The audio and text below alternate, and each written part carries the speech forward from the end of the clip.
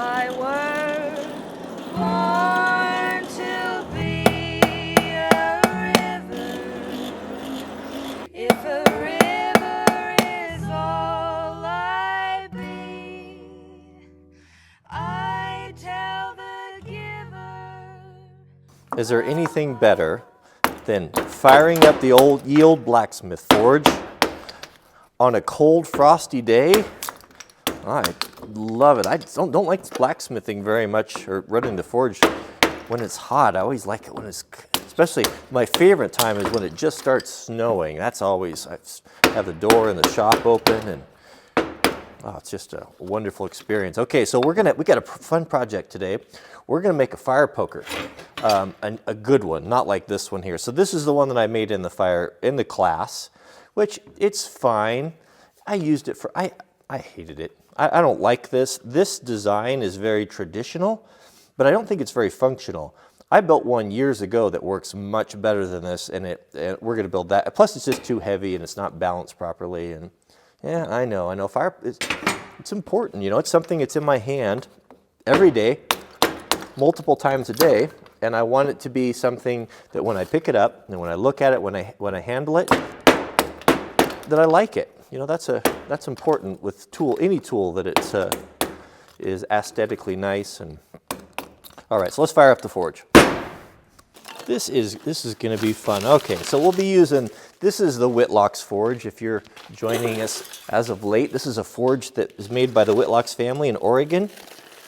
I'm going to put a little coal in there. Now, I'm not forging with coal in here. It's not designed for that. It's designed to use wood, but it does seem to kind of get the party started a little bit better right there.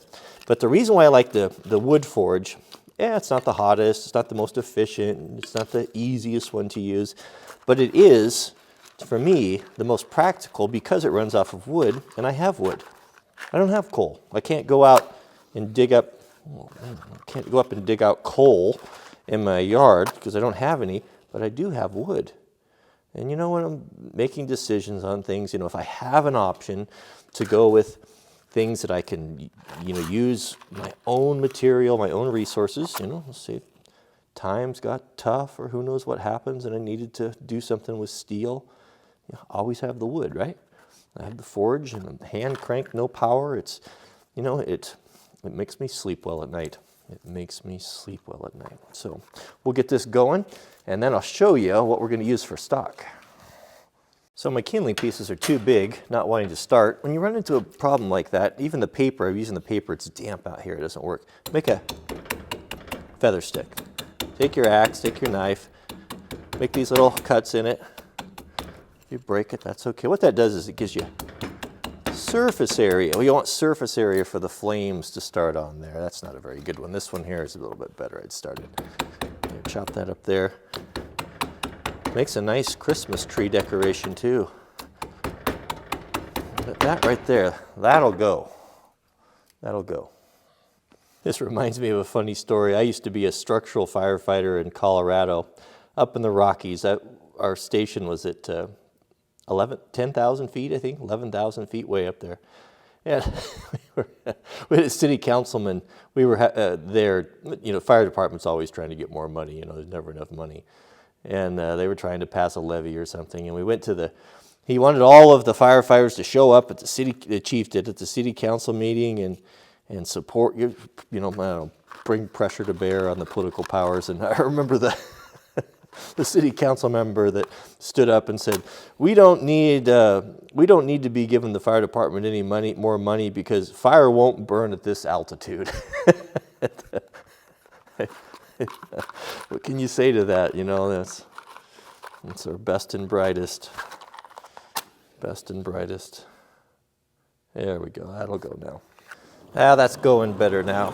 Put a little air to it with the blower, and that'll get it going. Now we want to really kind of think about our workflow. Now, I learned a lot at the 3-day blacksmithing class I went to, but I am by no means what I consider myself to be one yet. But workflow is important, you know, to have everything that can move quickly, because especially when it's really cold, like today, we want to be able to, you know, keep that metal hot. So I'll be burning just a selection of bark. pine and fir bark seems to be really great for the forge. The bark, there's a lot of people don't use bark on conifers. They disregard that. They don't use it for heating, but it's got a ton of BTUs in it. So this is just a lot of stuff that has fallen from underneath the wood stove or the wood splitter that I gather up and throw into boxes and let dry, and it's really good for this. Oh, this is nice. Starting to get some heat now. So this is my anvil here. It's not a good anvil. It's not even it's not big enough, and it was one that was given to me by an old neighbor that I've rebuilt. Some of it was in pretty bad shape, but I'm hoping to get a new one. They're just so hard to find, and they're expensive. You used to be able to get them for about $1 a pound. Now they're going for good ones, $4 a pound. And then, for like $5 a pound, you can get into a new one. So while that's doing its thing, it's got to make charcoal. It's got to burn down. We got to get that good hot charcoal down in there. That's what does the good smithing. Let's come over here and take a look at our material. So this here is the fire poker that I've used for 10 years. And this is what I would consider to be fire poker perfection. It's really great. This was made for me. It was a gift by my old neighbor, Henry. Guys from the Wrangler barn days will remember Henry made the very dangerous shotgun mole getter. I still wish I had that footage. But this was a barbecue rotisserie that he put a bend on it, put a point on it, and then pressed on a piece of mule deer antler, a little fork right there. And everything that he did, he was a genius. He was a absolutely mechanical genius. He never learned to read. No one knows why. No one knows why, but he was brilliant. Never could read, but he could create. He made so many great things for me. And he would give you something like this. It was a perfect example. You thought, oh, that's quaint and nice, and then you use it for 10 years, and you realize, man, a lifetime's worth of knowledge went into this design. And everything was thought out meticulous, from the curve of the handle that fits your hand perfectly from the distance of almost like a palm swell on there. It's really a wonderful fire poker. And then to the point. And this is so much more efficient and so much better. And then it's the perfect length that gets in there, reaches to the other end of the fire stove. I really like it. This is the design. So I don't want to alter from that, but you can see that it's bent a little bit because the stock, I think it should be a little bit thicker. And I would just wanted something that was not chrome plated, that just had more of that old world look, And plus I want to make one, and I need 2 fire pokers because I'll take this one out to the wood shop. So here's what we're going to do. I like the square stock idea. So I've got a big old piece of this here. This is, I don't know what this measures, probably maybe ½ inch, maybe a little more, somewhere around there, but it's thicker. You can see it's twice as thick as this one. Maybe a little too thick, but that's what I have. We'll try it. I think it'll be okay. So we're going to do the 90. We're going to put draw out the point, do all that, and I have a really cool idea for the handle that we'll get to that too. So let's go off of this pattern because it's so good. And so what we want to do is to measure this. So we have what am I doing here? The full length. We want to make sure we have enough material to make it exactly the same as Henry's old fire poker. So Jack just came in hot and heavy. What's going on? What do you got going on? Just hunting some birds. What are you hunting? I'm not actually sure, but they're birds. Jack has been trying to get after the crows. They're swarming around us. You'll never get a crow. They're way too smart. They're too cagey. They post sentinels. I feel like Have you I almost got one once in a while. I'm a pretty good shot. Right. Sort of. All right, back at it. So I can feel the fire's getting good and hot behind me. So I want to match this because this is perfection. I want to get close as possible there. Leave us enough room over here for the handle to go into the stock, and a little bit of drawing out. It should be right in there. Should be perfect. I'll tell you what, I am in love with this Swag Portaband table. I've had it now, I don't know, a week or so. I've lost my mark. A week or so, and I have used it almost every single day. There we go.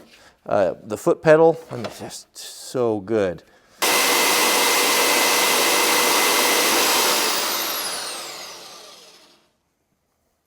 First thing we want to do is we want to match Henry's bend right there, So I'm gonna put a little mark on the anvil there. Kind of figure for the half of the bend right there. That's how far we want to bend it over. Now when we come over here and they're hot, we can index that right there real quickly. Put that mark right there, bend it over, get some consistency that way. Here's our square piece. Here you can kind of see the difference in size. This is a little bit heavier than I like, but I think it'll be okay. It'd be nice to have that extra heft. Well, I'll tell you what, if you're looking for a hobby, if you're looking for something that you can really enjoy that doesn't take a lot to get into, these little wood forges are really nice. Well, this is Whitlock's. They make a big one, this is the big one. Then they make a tabletop one, just a small one that's half this size. I mean, couple $100, you can get into it. They have a little instructions where you can you go to Home Depot and get a bathroom fan for a blower, so you don't have to buy a blower, and use it on a rheostat. You know, really, it's really not difficult. There's so many great videos on YouTube. I mean, after Mrs. W and I took that class, and to be completely candid and honest, it was a wonderful class. It was nice to have someone kind of forcing you to do these projects and to get something done. But you know what? If I were to recommend that, I don't know that I would. I think I would rather watch some YouTube videos and bring your computer out to your shop if you have to and watch this. I would rather learn that way. If I had to do all over again, that's what I'd do. Got to keep the fire fed. That's the thing. That's why you want to cook or cut your kindling beforehand. Have it all done. You don't want to stop your project in the middle and run out of wood. So it doesn't take very much, but just a little box like I had right there. But just keep it going. Keep the pipe full. So this is the hammer I'll be using. This is a hammer that belonged to my granddad. This is a snap-on hammer. He bought it. This was his heavy mechanic pounding hammer. Years ago, I made this. I tried to reinvent the wheel by going a little more ergonomic on the handle, which turned out to be, it's not great. I'm looking forward to it breaking so I can make a straight handle. It wasn't one of my better inventions. I heard a story. My granddad used to. There used to be a blacksmith shop in town where he grew up in Oklahoma, and I mean he was from that era. This was horse and buggy days, and it was really a meeting place for men. You know, would come around and sit and hang out and talk. You know, the blacksmith always draws attention. And he said one guy flipped a cigarette into the coal forge. He was there, and the blacksmith almost broke his arm. It made him so mad. You know, he was really fanatical about having his fire right. He was so upset about it, but he scooped everything out and started over again. And I guess that guy wasn't welcome to come back anymore after that. But I think we're ready. All right, so let's go over and we'll see what we can make our first bend. Okay, here we go. We're learning together. Now remember that mark we put on there. That's going to help us right now. I can kind of use that to index there and get that point.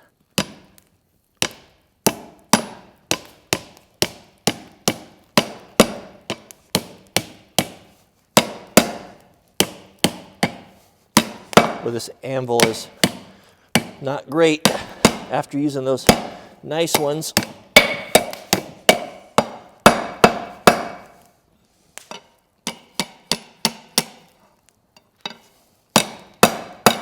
Okay, so there's our bend. You know, one thing that I've learned, or I guess it looks a little bit bright. Let me turn you down here a little bit. Is you know, I used to beat on the metal and heat it. The fewer times you can touch it, it always seems to look better. If you can get things done with a few amount of strokes as possible, it just is such a nicer look. So I'm trying to learn to do that. To quit just destroying the metal or just working it to death. My favorite time of year, man, this is just as good as life gets. Working out in the shop in the cold weather and the frost on the ground, and coming into the house, and my wife is in the kitchen and cooking and baking, and the smells and having the anticipation of family coming. It's just very exciting. I'm very happy. Looking forward to it. Very much. All right, well, ran out of time today, and I get to talking and telling stories, and you know what happens. But we'll pick up where we left off in the next video. Don't forget to click the thumbs up. We'll really appreciate it, and I want to thank all of you for your support, and we'll see you guys on the next video.